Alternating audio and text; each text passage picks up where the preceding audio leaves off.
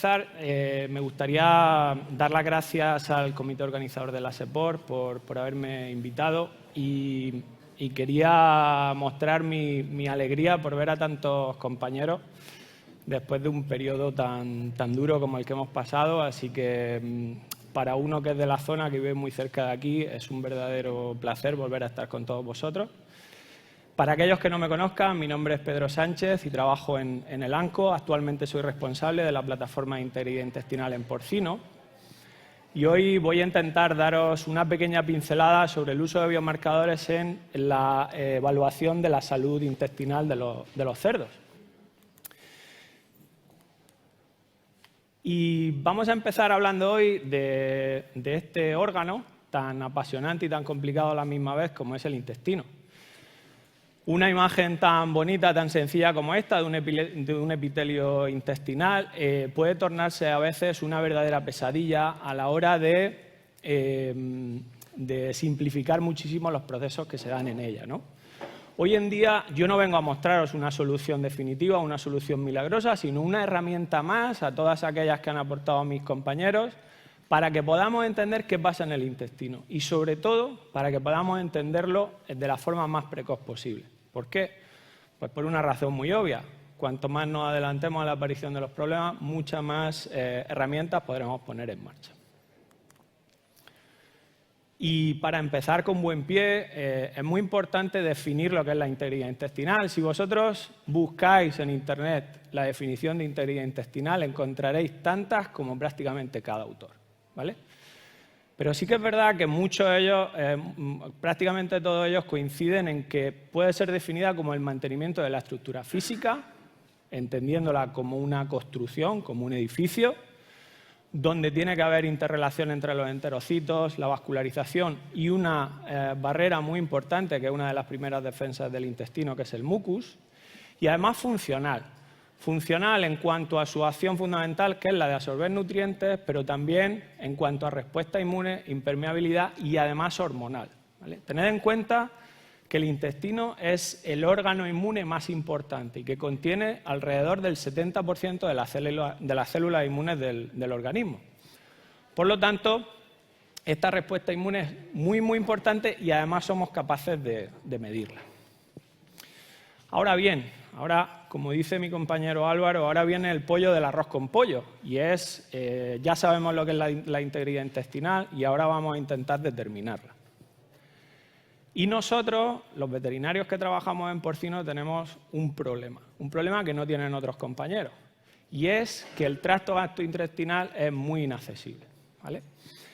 ¿Qué quiero decir con esto? Que los compañeros que trabajan en avicultura tienen muchísimos menos problemas a la hora de sacrificar un pollo, evaluar el tracto gastrointestinal y a partir de ahí tener una idea de qué pasa a nivel macroscópico. Pero yo os pregunto si a nivel económico, ético o incluso de percepción es fácil pedirle a un ganadero sacrificar un número determinado de lechones para evaluar macroscópicamente lo que pasa en ese intestino. Y ahí, cuando tenemos ese problema, se nos plantean dos alternativas fundamentales.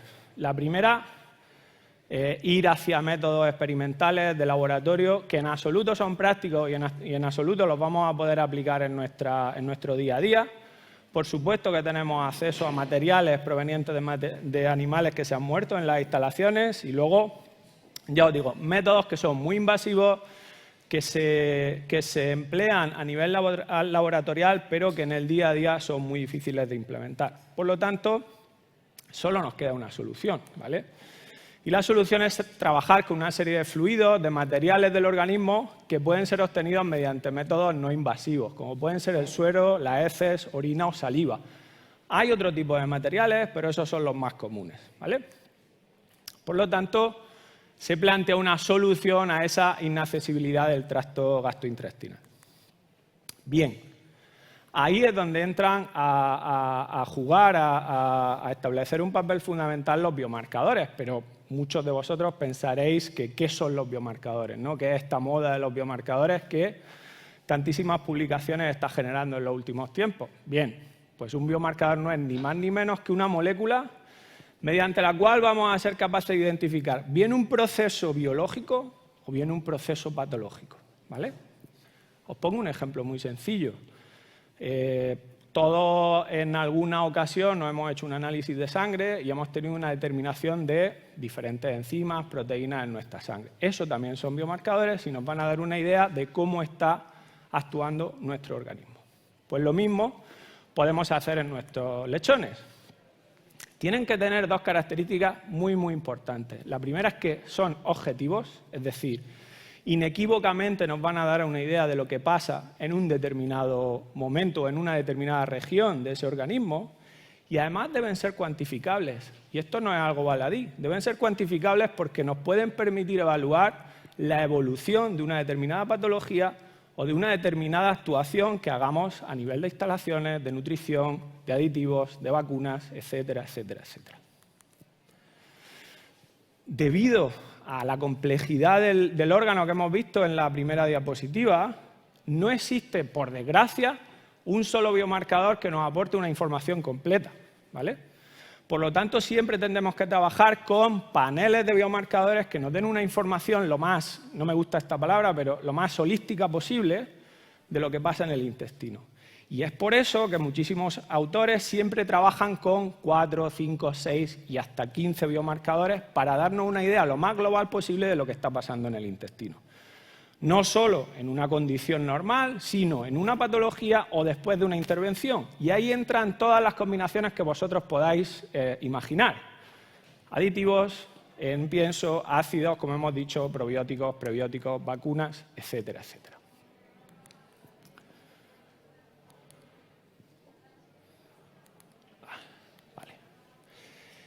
Fijaros cómo no solo hay uno que no nos pueda dar información global, sino que os presento una lista incompleta de posibles biomarcadores para la salud intestinal. Y os digo incompleta porque cada día hay grupos de investigación que plantean nuevos biomarcadores, que tienen nuevas vías de investigación y esa lista está en continuo crecimiento, ¿vale? Asimismo, habrá diferentes grupos en función de las características o funcionalidades del intestino que queramos medir, ¿vale? Por lo tanto, tendremos biomarcadores que nos den una idea de cómo está la permeabilidad intestinal, esa barrera intestinal, de la microbiota, del estado inmune, de la digestión y absorción de nutrientes, etcétera, etcétera, etcétera, ¿vale? Por lo tanto, una vez nos metemos en ese mundo de biomarcadores, vemos cómo la lista no solo es ingente, sino que además está en continuo crecimiento.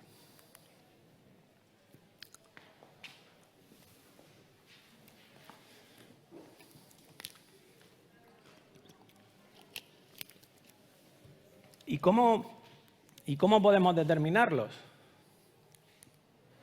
Pues podemos determinarlos desde una forma muy, muy complicada, muy, muy cara a nivel laboratorial, a una forma muy, muy, muy sencilla. Si nos vamos a la parte izquierda de esta diapositiva, vemos cómo hay métodos laboratoriales, como el test de difusión de ovoalbúmina, que solo se emplean a nivel laboratorial. Y además el equipamiento, los reactivos y la técnica es tan extremadamente cara que no es accesible a nuestro día a día, a una situación práctica.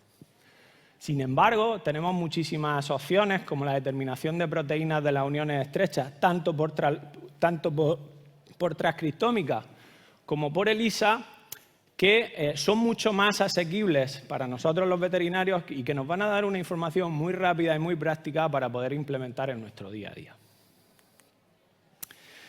¿Y cómo se suelen determinar? Pues como habéis visto en esta diapositiva, lo podemos hacer mediante un test ELISA. Nosotros podemos contactar con un proveedor.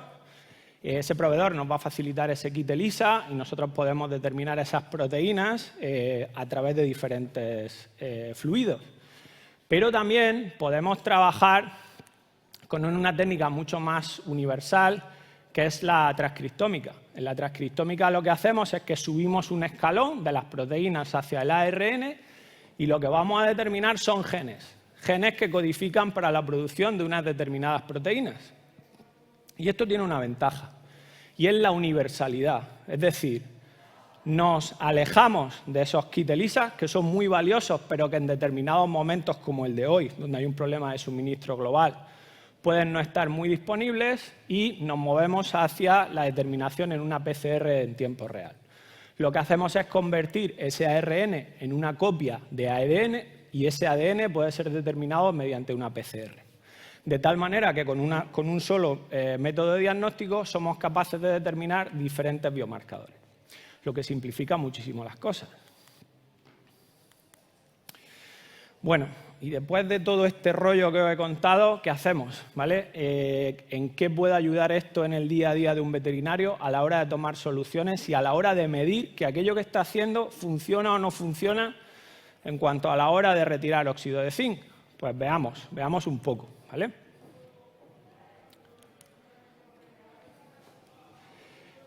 Os quería presentar el proyecto que el ANCO está llevando a cabo, que es el proyecto Integrin, que además yo dirijo en el ANCO, y es un proyecto que ha desarrollado un panel de diferentes biomarcadores para medir de forma global, desde un punto de vista de 360, cómo es la salud intestinal de los cerdos.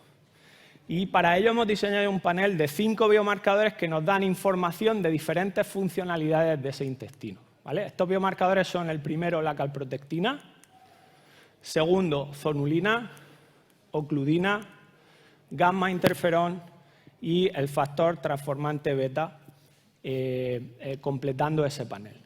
De esa manera, y precisamente porque por desgracia no tenemos un biomarcador que dé esa información global, hemos desarrollado este panel para tener la mayor información posible de cómo está el estado de salud intestinal. Vamos a empezar por el primero y quizás por el más famoso, que es la calprotectina. Yo creo que prácticamente todos los que estamos en esta sala hemos oído hablar de la calprotectina, y es una proteína que se produce fundamentalmente por neutrófilos, ¿vale? Cuando nosotros tengamos valores de calprotectina en el intestino, vamos a ver sobre todo, o vamos a tener una idea de cuál es la infiltración de los neutrófilos en esa lámina propia, ¿vale? También de otras células del sistema inmune, pero fundamentalmente neutrófilos. Y eso es de muchísima utilidad. ¿Por qué?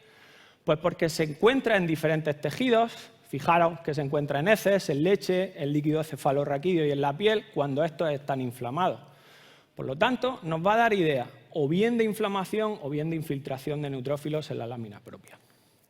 Y fijaros si está ampliamente testado que en enfermedades autoinmunes como la colitis ulcerosa, la enfermedad de Crohn, es uno de los indicadores de la evolución de esa enfermedad. Por lo tanto, podemos usar la calprotectina para evaluar el estado y la evolución inflamatoria del intestino de nuestros lechones, además a lo largo del tiempo. Mirad, os presento un trabajo que se ha presentado recientemente en la AASB de este año, mediante el cual se nos presentó el reto de poder categorizar 4 granjas diferentes en función a su estado de inflamación intestinal. No teníamos ninguna información previa, solo que estábamos trabajando con 2 grupos fundamentales de granjas. Unas que tenían muy buen estado de salud intestinal y otras 2 que tenían muy mal estado de salud intestinal. Gracias a la expresión génica de la calprotectina, fuimos capaces de categorizar esas granjas en 3 grupos fundamentales, ¿vale? Si veis ahí, los superíndices en cada barra indican diferencias significativas en ese grupo, y lo que nos permitió, como he dicho, es categorizar esas granjas, pero además customizar el enfoque nutricional y de vacunación en cada una de ellas. ¿Por qué? Pues porque el enfoque que se haga en la granja A no tiene por qué ser el mismo que se haga en la granja C, ¿vale? De tal manera que a un nivel predictivo muy temprano somos capaces de clasificar el estado de inflamación intestinal de esos lechones y, por lo tanto, customizar nuestro enfoque. Es decir, aquí no se trata, vamos a pasar ya del café para todos, a hacer un enfoque muy customizado. ¿Se oye? Esto no quiere decir que todas las herramientas que hayamos puesto en marcha... No se oye, ¿verdad? Hola, hola. Hola, hola. Ya, ¿no? Esto no quiere decir que todas las herramientas que hayamos puesto en marcha no valen, sino que es una herramienta más para validar que están funcionando o no y tomar decisiones rápidas en la granja, ¿vale? Ahora vamos a hablar de dos biomarcadores que para mí son muy importantes porque son específicos de las uniones estrechas de los enterocitos, ¿vale? Y las uniones estrechas de los enterocitos son una estructura extremadamente importante en lo que se refiere a integridad y a salud intestinal, ¿vale? Como he dicho, nos van a dar valores de integridad intestinal y son cruciales para interpretar esta. No solo cómo de íntegro está ese intestino, sino en casos en los que tenemos translocación bacteriana, es decir, pasos de bacterias desde la luz del intestino hasta el organismo del animal. Y cuanta peor sea esa integridad intestinal medida a través de zonulina y ocludina, mayor va a ser esa translocación bacteriana. Ahora la vamos a ver a continuación. Pero vamos a explicar un poquito más qué son las uniones estrechas, porque son una estructura súper apasionante en el intestino, ¿vale? Mirad, esto es un corte sagital del epitelio de un intestino y vemos tres estructuras fundamentales entre esos enterocitos, esas células que forman el epitelio del intestino. Si nos vamos a la parte derecha, perdonadme, pero es que no puedo enfocar con el puntero. Tenemos las uniones gap. Esas uniones gap son canales, son poros a través de los cuales hay intercambio de iones, ¿vale? Ni más ni menos. Después tenemos los desmosomas, y los desmosomas son muy importantes porque son el velcro que une a esos enterocitos, ¿vale? Por lo tanto, ayudan muchísimo a que esa interacción entre los enterocitos se disminuya y a que haya mucha cohesión en ese epitelio, ¿de acuerdo? Y dejamos para el final la última que son las uniones estrechas, las tight junctions, ¿vale? Y son muy importantes porque son uniones impermeables. Por lo tanto, si son impermeables, va a pasar poco o muy poco a través de ellas. Cuanto más dañadas las tengamos, cuanta peor permeabilidad intestinal tengamos, más intercambio de sustancias indeseables va a haber entre la luz del intestino y el organismo del animal. Y si tomamos una fotografía mucho más en detalle, fijaros la estructura tan de cremallera que tienen, ¿vale? Es un complejo de proteínas que lo que hace es procurar un filtro casi impermeable para que pasen solo sustancias muy sencillas, ¿vale? Lo vamos a ver en la próxima diapositiva.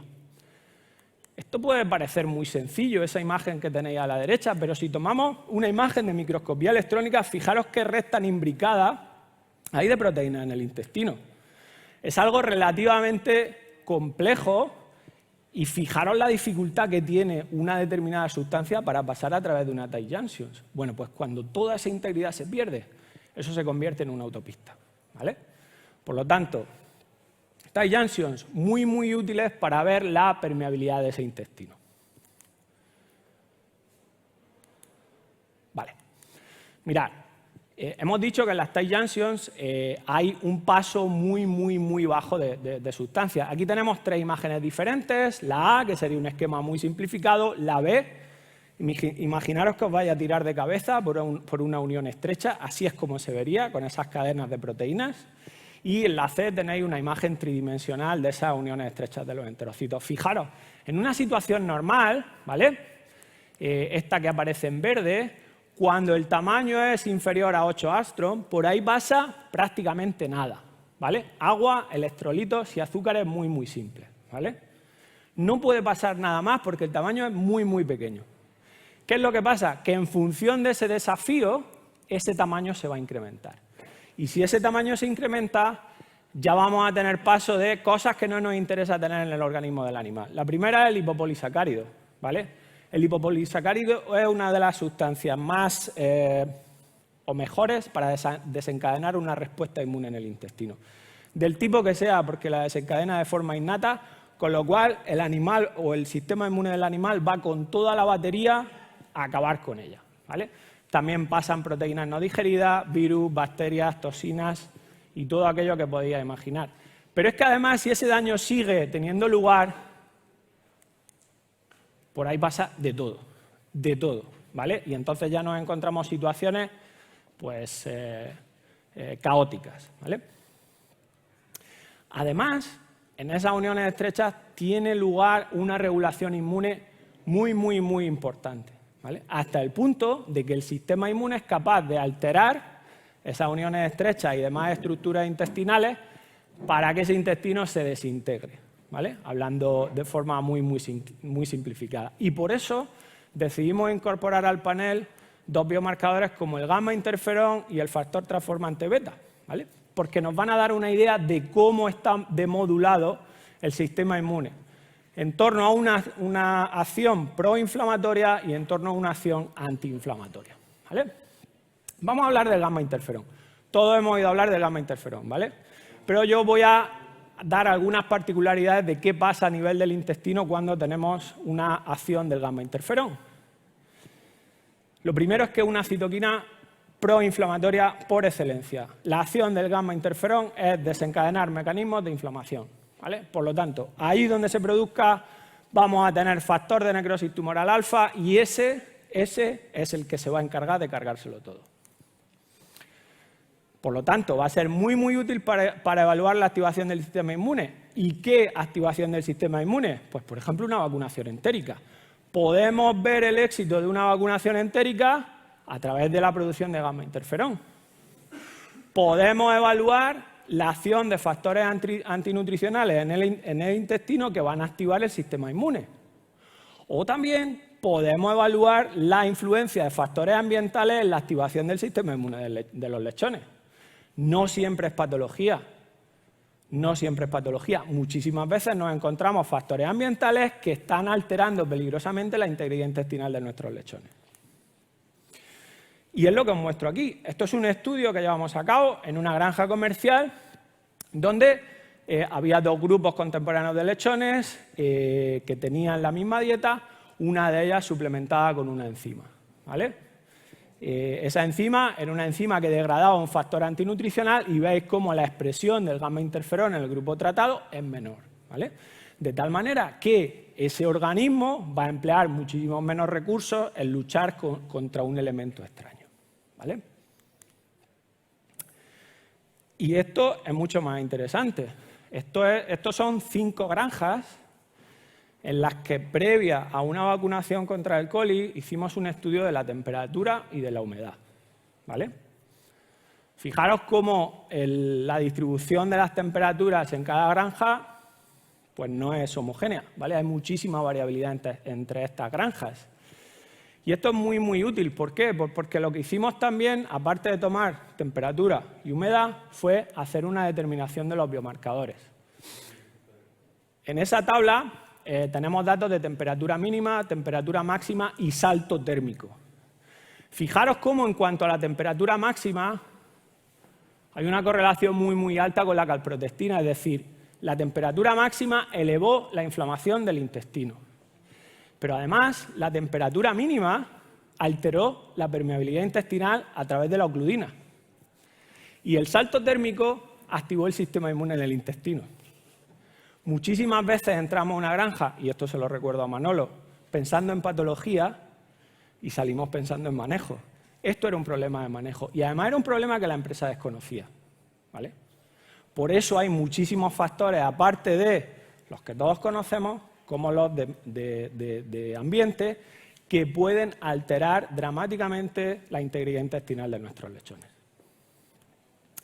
Vamos ya con el último, y es el TGF-beta, que si el gamma interferón era la citocina proinflamatoria por excelencia, el TGF-beta es el factor antiinflamatorio por excelencia.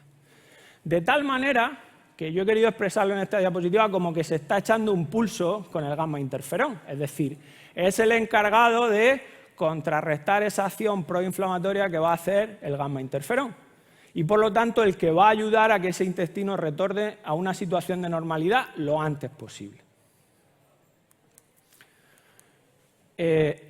Y además se ha visto que es fundamental para la reparación del epitelio intestinal. Cuando por desgracia gamma interferón se activa, tenemos un daño tisular, TGF-beta va a ser el encargado de reclutar esas células para que ese daño tisular se resuelva lo más rápido posible. Y además reduce la pérdida de zonulina y ocludina en las uniones estrechas, lo cual es muy interesante.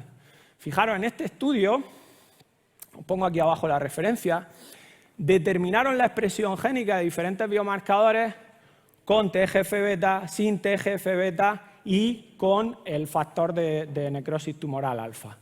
Fijaros cómo en los grupos, bueno, aquí no os los pongo, en la barra blanca y la siguiente son barras en las que una es el control y otra es un grupo que contenía TGF-beta.